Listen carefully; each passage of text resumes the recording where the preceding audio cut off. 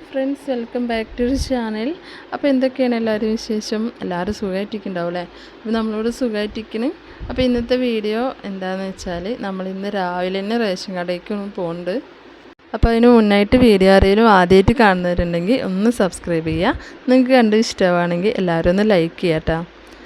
അപ്പോൾ സാധാരണ ഞാൻ റേഷൻ കടയിൽ പോകാറൊന്നുമില്ല കേട്ടോ. ഇല്ലാത്ത ദിവസങ്ങളിൽ മാത്രമാണ് പോകാറുള്ളൂ. ഇനിയിപ്പോൾ ഇക്കാനെ കാത്തു നിന്നിട്ടുണ്ടെങ്കിൽ നമുക്ക് സാധനങ്ങൾ കിട്ടാണ്ട് പോകും.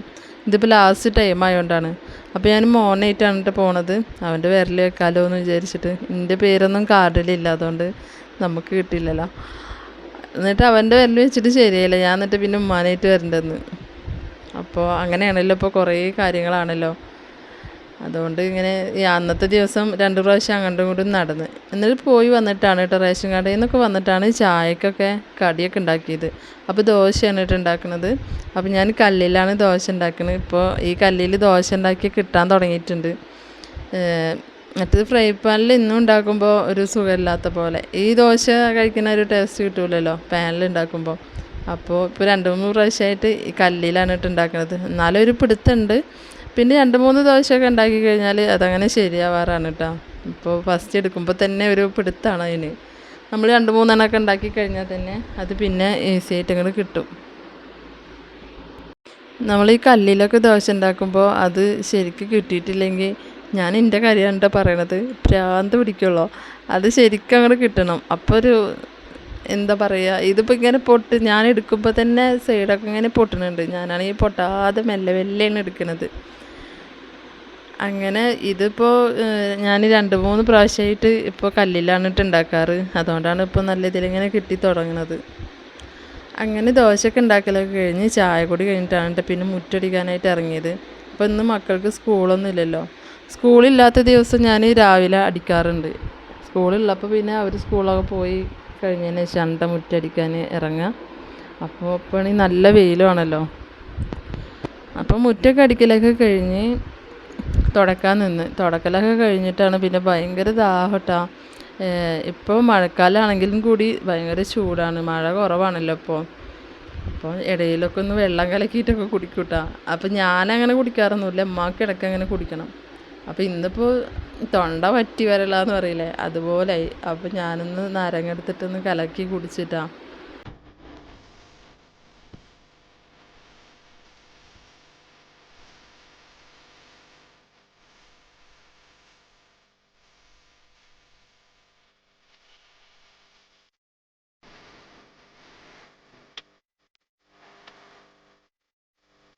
പിന്നെ വെള്ളം കുടിയൊക്കെ കഴിഞ്ഞിട്ട് പിന്നെ നമ്മൾ തുണികൾ കുറച്ച് കഴുകാണ്ടായിരുന്നു കേട്ടോ. അപ്പോൾ അതൊക്കെ കൂടിയിട്ട്, അപ്പോൾ ഇതിൽ തുണി കഴുകുമ്പോൾ ഉണ്ടല്ലോ, നമ്മൾ ബെഡ്ഷീറ്റ് എങ്ങാനും ഇട്ടിട്ടുണ്ടെങ്കിൽ ആ ബെഡ്ഷീറ്റിൽ എല്ലാം കൂടി ഇങ്ങനെ കെട്ടി മുറുകി നിൽക്കും. എന്നിട്ട് പിന്നെ അത് മൊത്തം കെട്ടഴിച്ചിട്ട് വേണം അതിന് എല്ലാം കൂടി എടുക്കണമെങ്കിൽ.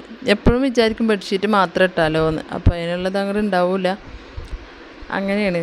ആദ്യം ഞങ്ങൾക്ക് ഉണ്ടായിരുന്ന മെഷീനാണെങ്കിൽ ഓട്ടോമാറ്റിക് ആയിരുന്നു കേട്ടോ. അതിൽ ഈ പ്രശ്നങ്ങളൊന്നും ഉണ്ടായിരുന്നില്ല. നമുക്ക് ഈസി ആയിട്ടൊക്കെ കഴുകിയെടുക്കാൻ പറ്റിയിരുന്നു.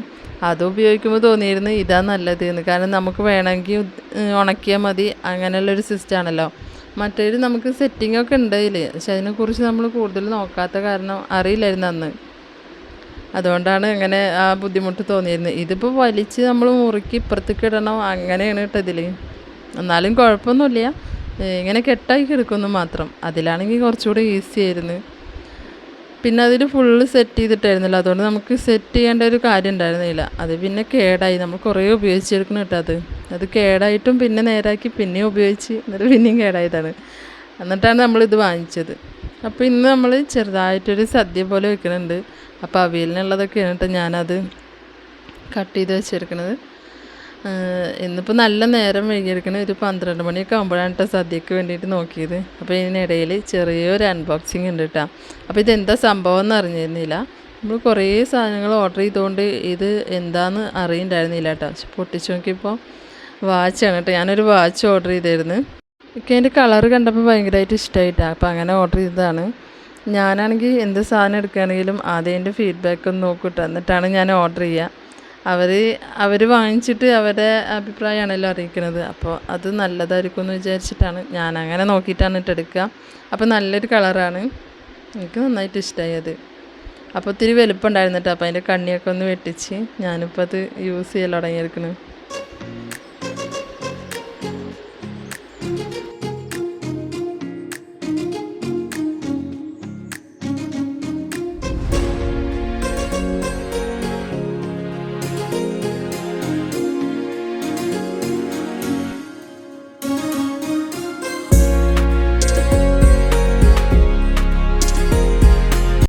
അങ്ങനെ അതെല്ലാം കഴിഞ്ഞ് പിന്നെ നമ്മുടെ സദ്യയുടെ റെഡി ആയിട്ടുണ്ട് കേട്ടോ. നമ്മൾ സദ്യ ഒന്ന് ആക്കുകയാണ്.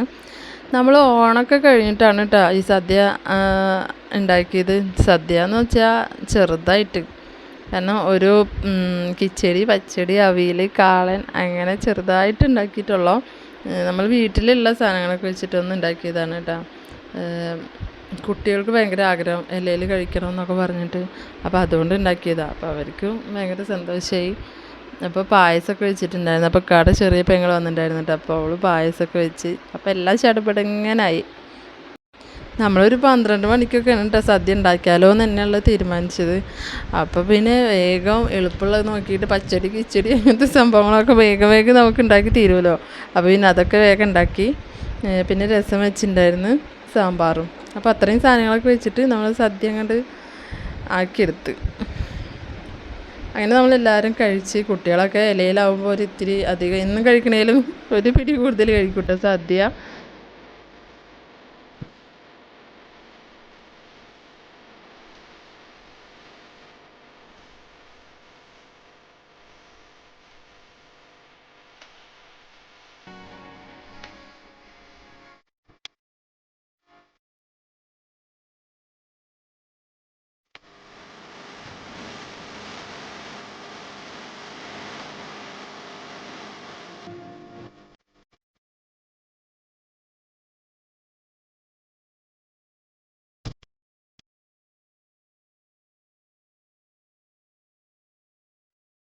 അപ്പോൾ എല്ലാവരും കൂടി സദ്യയൊക്കെ കഴിച്ച് സദ്യയൊക്കെ അടിപൊളിയായിട്ടുണ്ടായിരുന്നു.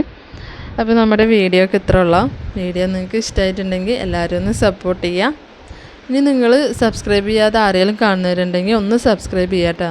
നിങ്ങൾക്ക് വീഡിയോ ഒക്കെ കണ്ടിട്ട് ഇഷ്ടമാണെങ്കിൽ എല്ലാവരും ഒന്ന് ലൈക്ക് ചെയ്യാനൊന്നും ആരും മറക്കല്ലേ. അപ്പോൾ നമുക്ക് അടുത്ത വീഡിയോയിൽ കാണാം. Okay, bye.